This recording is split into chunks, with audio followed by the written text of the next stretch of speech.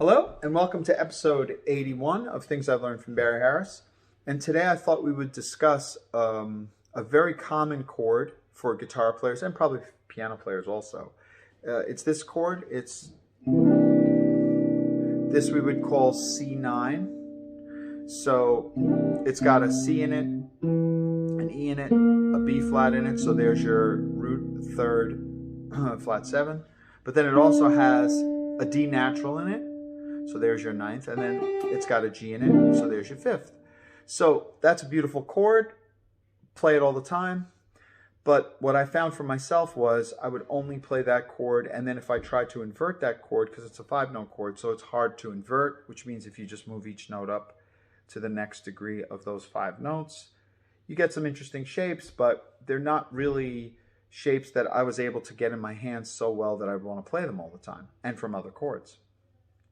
But studying Barry's method, then I started to see what he talks about, which is this C9. He doesn't think of this as C9. He thinks of this as the highest 4 notes. He thinks of as G minor 6 with a C in the bass.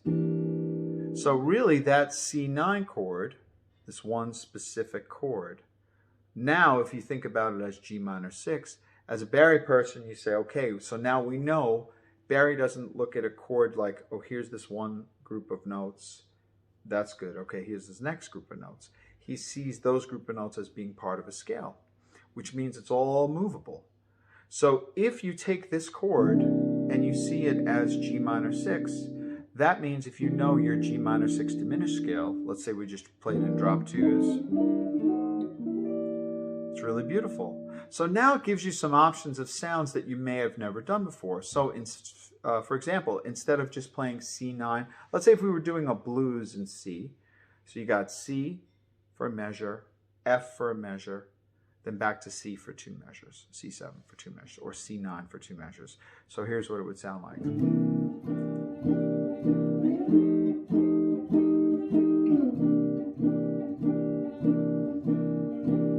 Now, every guitar player has played that in one way, shape, or form.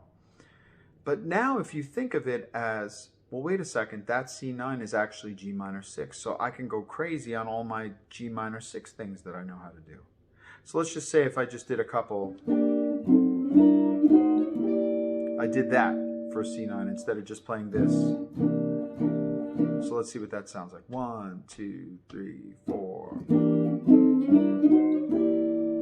Sounds nice, pretty sound, totally different than what most people play, totally different.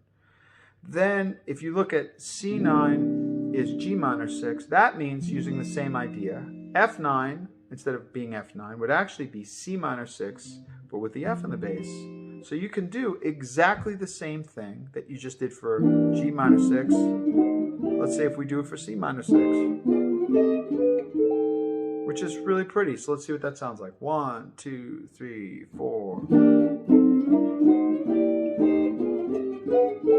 It's really pretty. And then maybe again the G. So it's pretty. So let's play the first couple bars. 1, 2, 3, 4.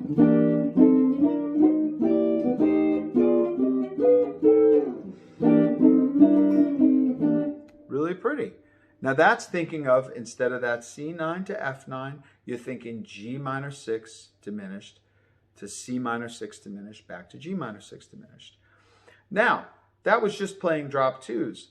But also, what is a chord that people always play? The C9, and then sometimes they'll add this, they'll call it 13, right?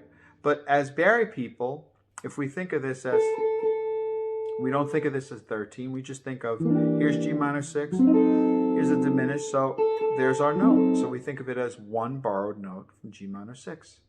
So if we could play one borrowed note, we could play several borrowed notes. So let's, instead of just playing this one, let's also play this one, which would be F sharp.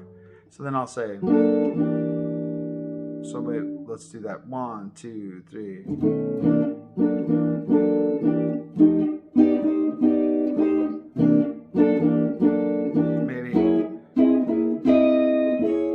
So that time, when I went back, I played C, and instead I played G minor 6. F9, I played C minor 6, then back to C.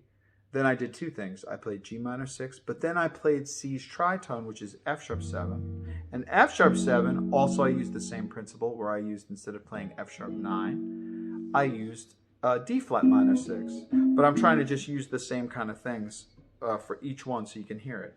But do you see, now it gives us a huge variety of things that we can play. Whereas if you just look at a chord and just say, well, I can play inversions of that chord. True, definitely true. But when you see a chord as being part of a scale of chords, it frees you up in such an unbelievable way. And then the only limitations you have are how quickly you can see those scales of chords on your instrument. So it does a few things. It changes the way you think about things. It changes how you hear things, because now all of a sudden you're playing different chords over a C. A G minor 6 over a C has a different sound, has a beautiful sound. But it also then makes you say, oh, okay, so I don't see my drop 2s that well in minor 6s. Or I don't see my, let's say if I just wanted to do, now we're just doing parallel motion, but you could also do oblique motion where one note stays and other note moves, but that one note stays. Or we could do contrary motion where a note moves in one direction, another note moves in another direction. And you can test yourself and see if you know it that well. So these are all things that blossom out of just the one idea of saying, instead of C9, I'm going to think of this as G minor 6, which means I think of it as G minor 6 diminished. So now you have all of these things now that you can do over every time you were going to play that one chord. I mean, I think it's limitless. So this is another thing that I feel like Barry's thing does, or Barry's scale systems do, which is it takes something that is a lot of times limiting and it branches it out and it makes it almost limitless. I mean, I can't think of any limitations on it from that point of view when you start to really think of it that way. Because if you think about all the different ways we need to practice G minor 6, let's just say, oh, that's, you know, you have, even if you just do, if you do G minor 6 in thirds, if you do G minor 6 in triads, if you do G minor 6 in, let's see, broken drop 2 chords, if you do G minor 6 in octave chords, and then the last one,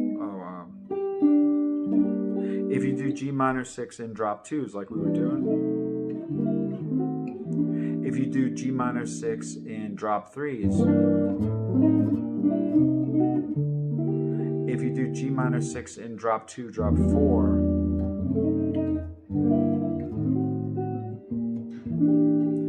I mean, so you see all the different things that you have to know with just G minor 6. Now you multiply that by all the different options you have when you're playing a C9 in a blues, and you have a certain tempo that you have to be able to play it at. That's going to make you practice things and do things in a way that you never thought you would do before. It's really, it's the more I'm discovering more about this myself, the more I want to share, because it's so freeing. And in the end, that's probably what we want to be when we're playing music, is we want to be free. So, all right, this is just a little short lesson in discussing not to think of it as C9 anymore, but maybe to think of it as G minor 6.